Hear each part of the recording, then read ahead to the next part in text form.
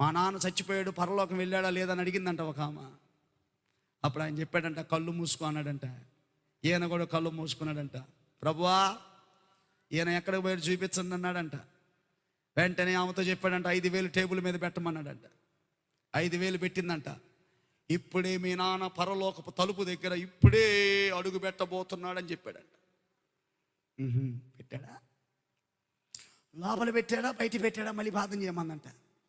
ఒకలాటం కదా. మళ్ళీ ప్రార్థన చేశాడంట. ప్రభువా మరి లోపల బయట అనగానే మళ్ళీ 5,000 పెట్టమన్నాడంట.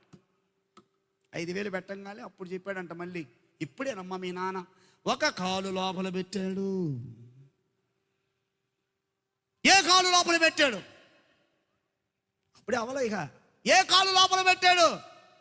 మళ్ళీ ఆయన ప్రార్థన చేసి, ఇందాక 5,000 ఇచ్చింది, ఇప్పుడు ఒక 5,000 ఇచ్చింది, ఈసారి 10,000 అడుగుదాం, చెప్పినాక అడుగుదామని ఇప్పుడే మీ నాన్న ఎడమ కాలు లోపల పెట్టాడమ్మా అని చెప్పాడంట. అప్పుడు ఆమందంట, ఎడమ కాలు లోపల పెట్టాడా?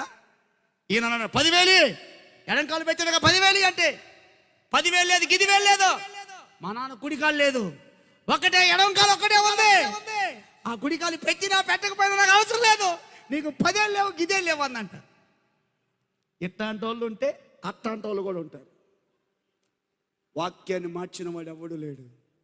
ఈ వాక్యం దగ్గరికి వచ్చిన వాడు ఎవరైనా సరే తన మోకాలు వంచాలి, తన నాలుక ప్రభువే దేవుడిని ప్రకటించాలి. ఆ విధంగా ప్రభు చేస్తాడు.